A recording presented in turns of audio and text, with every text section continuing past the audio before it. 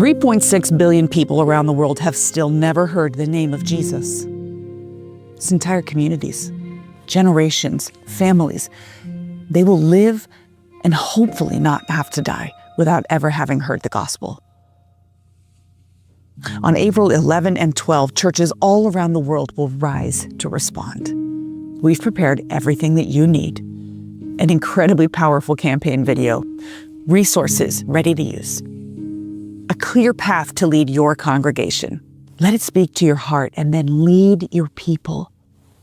Take a look. Let's start with a single dot. This dot represents 3.2 million people, the entire population of Johannesburg in South Africa. Inside of it is every face in the city, every name, every story, all in one dot. Now let's jump to 100 dots. This is the population of the United States.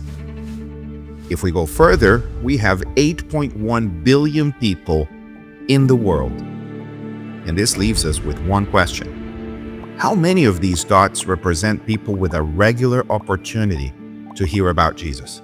Most of us think it's practically everyone, right? After all, we've watched the gospel spread across almost every country.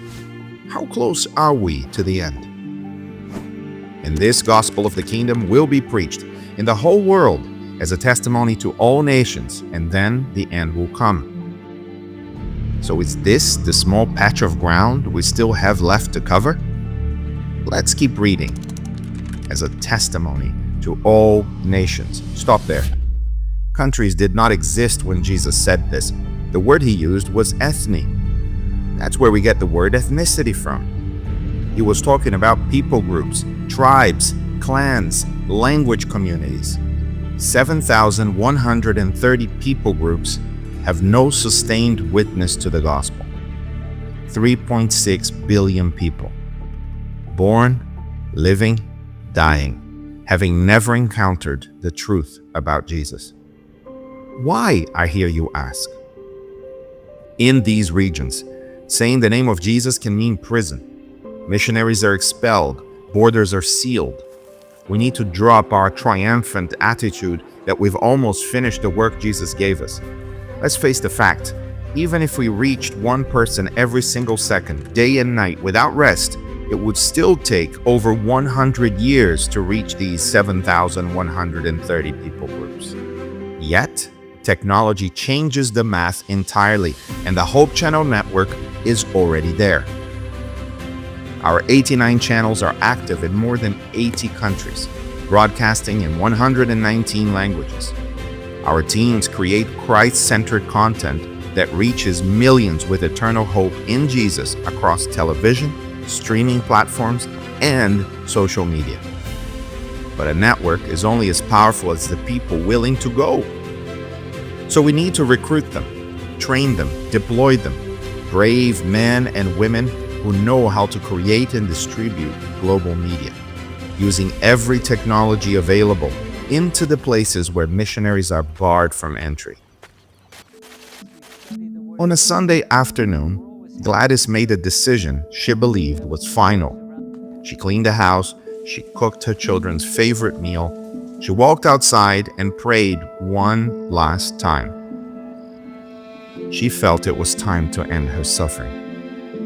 Her 7-year-old son ran after her. He pulled her back inside, saying, "Mama, you have to see this.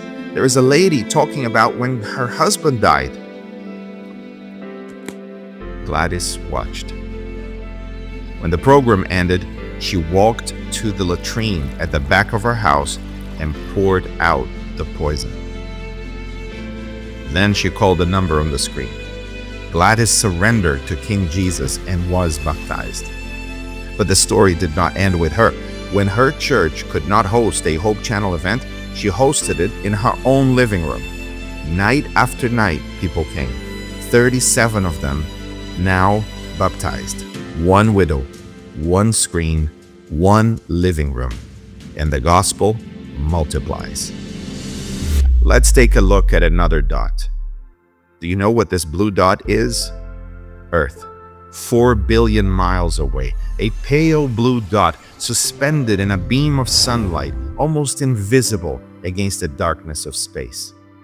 Out of all the billions of galaxies in our vast universe, God sacrificed himself for the people living in that pale blue dot. That dot is where God was born, where he lived, where he rose from the dead. He will one day come back to that blue dot that we call home. He's coming for all 8.1 billion people in it, all 3.6 billion who have never heard of that story. How will we tell them? The Apostle Paul asked himself the same question. How will anyone go and tell them without being sent? You can send us. Will you? We know how this mission ends. The Apostle John saw it. I looked, and behold, a great multitude that no one could number, from every nation, from all tribes and peoples and languages, standing before the throne and before the Lamb. All those are the saved from all of the earth's people groups, a multitude so great that we could not find enough dots to represent it. God's promise is that our mission will succeed. The only question is who will stand up and go. Through your gift today, you can send us. Somewhere in the 1040 window, someone like Gladys, out of hope and out of options, is waiting. And when they finally hear the name of Jesus, it will be because you sent us.